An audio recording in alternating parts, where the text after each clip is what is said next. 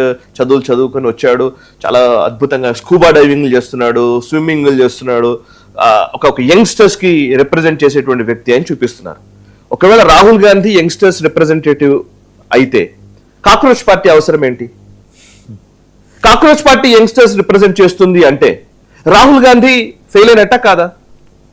Literally cockroach party ఏం వాళ్ళు direct గా బీజేపీని హెడ్ ఆన్ తీసుకుంటున్న వాళ్ళే, వాళ్ళు డైరెక్ట్ బీజేపీకి వ్యతిరేకమైన వ్యాఖ్యలు చేస్తున్న వాళ్ళే.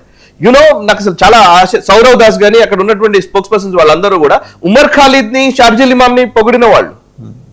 ఉమర్ ఖాలిద్ ని పొగిడాడంటేనే కథం అయిపోయింది. ఇంకా అసలు అది ఆ పార్టీ కాదు, ఆ మనిషి వ్యక్తిత్వం మీద లేకపోతే వాడికి ఉన్నటువంటి పొలిటికల్ నాలెడ్జ్ మీద మనం ఒక అంచనాకు రావచ్చు. నేను చాలా క్లియర్ గా చెప్తున్నాను. ఈవెన్ రాహుల్ గాంధీ విషయంలో రాహుల్ గాంధీ ఇది యాక్చువల్లీ బీజేపీ ఫెయిల్యూర్ వల్ల కాక్రోచ్ పార్టీ వచ్చింది అంటున్నారు. నో, కాంగ్రెస్ ఫెయిల్యూర్ వల్ల కాక్రోచ్ పార్టీ వచ్చింది. మీరు అబ్జర్వ్ చేస్తే క్లియర్ గా. ఒకవేళ కాక్రోచ్ పార్టీ కొన్ని ఓట్లు, ఇందాక మీరు ఆఫ్ స్క్రీన్ అడుగుతారు, కాక్రోచ్ పార్టీ కనుక కొన్ని ఓట్లు తీసుకుందంటే ఎవరు ఓట్లు పోతాయి? కాంగ్రెస్ ఓట్లు పోతాయి. కాంగ్రెస్ ఓట్లే కదా పోయేది న్యాచురల్లీ. కాంగ్రెస్ ఇప్పుడు టీవీకే ఎవరు ఓట్లు తీసుకుంది? టీవీకే తీసుకుంది డిఎంకే ఓట్లు, డిఎంకేని గద్దె దించింది టీవీకే. బీజేపీ ఇక్కడ పోయేదేం లేదు. ఎస్, మనము ఓవరాల్ గా దేశవ్యాప్తంగా చూస్తే ఒక మొమెంటం బిల్డ్ చేయడానికి వాళ్ళు ఉపయోగపడతారు.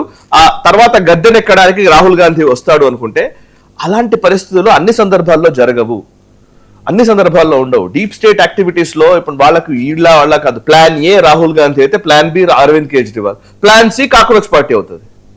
నథింగ్ బట్ డీప్ స్టేట్ ఎజెండాలో ఒక ప్లాన్ మిస్ అయిపోతే ఇంకో ప్లాన్ ముందుకు వస్తుంది. నిర్దాక్షిణ్యంగా నిరంకుశంగా వాళ్ళు డీప్ స్టేట్ ఆబ్వియస్లీ